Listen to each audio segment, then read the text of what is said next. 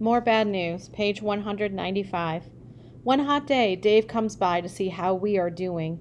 Hannah and I are in the parking lot. She's teaching me how to skateboard. I have many hard places on my knees and elbows and a hat like a round ball on my head. This is good because I fall down every time and I try to stand on the skateboard. Hannah is trying not to laugh and I am trying not to fall. Looking good, buddy, Dave says, but he is just being kind. Why don't you take a break for a minute? I've got some things to talk over with you. I talked to Lou yesterday. We sit on a bench in front of an apartment. Hannah comes too. So you know about the farm, I say. I take off my round extra head and give it to Hannah. I'm sorry, Dave says. I know you liked working there. I'll try to find you another place to help. Another place won't have gall, I say. Listen, buddy, Dave says. I'm afraid I got some more bad news. I heard from Diane. They tracked down the people who made it to the 2 refugee camps we told you about. Something grabs my throat and tries to steal the air away. None of them was your mom, Keek. I look away. Nearby, a crow flaps his great black wings to chase away a sparrow. Hannah pats my back. There's still hope, though, right? She asks. Dave clears his throat. There's another small refugee camp about 80 miles south. We're checking out that one. I nod. Remember how your aunt told me you're an optimist, Keek? Dave asks. I need you to stay strong. In my pocket, I feel the soft blue and yellow fabric I have carried for so long. I remember something Gonwar said to me. Thank you for helping, Dave, I say, but what I am thinking is that a man knows when he's defeated. Sleep Story, page 198. I'm in our tent at the camp, and all around me, children and women sleep. We are too crowded to lie down. We sleep on each other, legs and arms twined. There is moaning and snoring and muttering and drooling, but it's a kind of uneasy peace. I'm not so hungry tonight. Grain came in bags from the helping people today. Mosquitoes buzz at the tent flaps, louder and louder still, and then I know it is the drone of a flying boat. The gunfire is almost gentle at first. Pop, pop, pop, and then it gets closer, and the world goes crazy with fear. Children scream, mothers sob, men threaten. A fire is burning somewhere close. My mother takes my hand, firm, sure. Come, my child, she says, as if we were going for a walk to look at the moon. We run from the tent, pretending a safe place lies just a few steps away. My mother falls, her dress caught on a bush, and then the gunfire comes harder, flying toward us like hot little stars. Run, Keek, my mother screams. Run now! I kneel beside her. I can't leave you, I say, or I think I say, for my voice is swallowed by the roaring night. My legs hurt. I can't run. You hide in the trees. You can get help from me when it's safe. Go, now! I start to run, and I don't know that I'm clutching her dress, and a tiny piece rips free, and I run, and the trees are waiting, and the men come with their knives and their guns and their mysterious hate. I wait with other children. I hold a little child and cover her mouth. When she tries to cry, dawn comes, silence comes. Blood and death are everywhere, and my mother is gone. Confession, page 201. I awake to no blood, no bodies, no mama. I'm on the sofa and Gonwar sits on the floor next to me. You were moaning, he says. It must have been a bad one. I wipe my wet cheeks. Very bad. I was in the camp and the men with guns came. Gonwar nods. He clicks on a light and the shadows take form. I still have that one sometimes. Not like this one, I shiver. How can you be so sure, he asks. You can't visit my head. Because mine has truth in it, I say. Because in mine... I drop my head in my hands.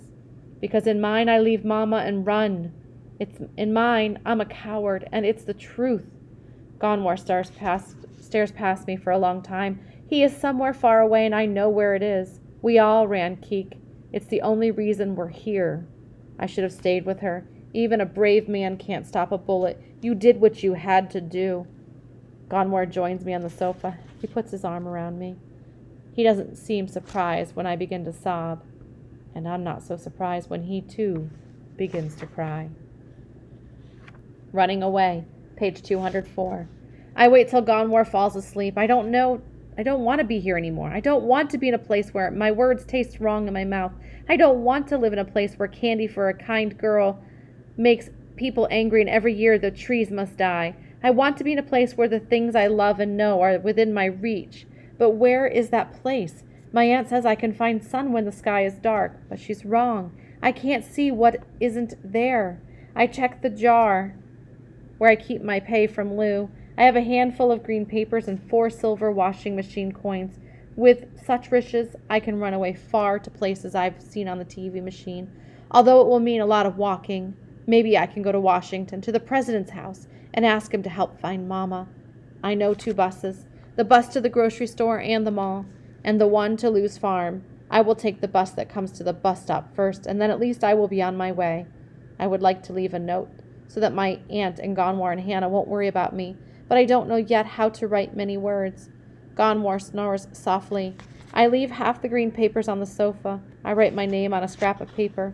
I make a heart-shaped one, like the one I gave Hannah. I get my jacket and go. Bus. Page 206.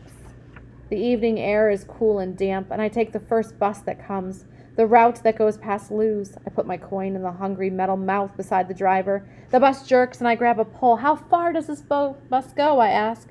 To the airport, he says. The airport? I repeat. With the flying boats? The driver gives me a strange look. Sit down, kid. I think about this important news as I take a seat. For the first time, I wonder if I could go back home. I have my green money papers after all. I could fly to my home and find my mother myself. That is what a good son would do.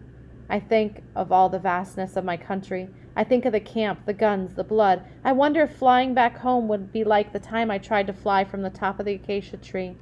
The bus is nearly empty. We pass many buildings and take many turns, and then we are on a big street I know well.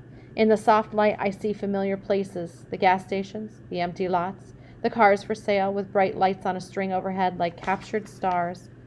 This is an ugly land, I think.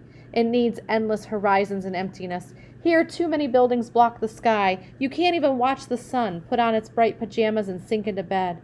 We're coming close to Lou's. I feel bad not having said my thank yous and goodbyes, and to have shouted at Lou in anger. In my old home, where death sneaks into your home in the hush of a night, goodbyes were a precious thing. How can I miss a place of such pain, I wonder? It doesn't make sense, and yet there it is. What I miss is the time before the pain. I miss Mama and Lol and listening to my father sing a laughing song.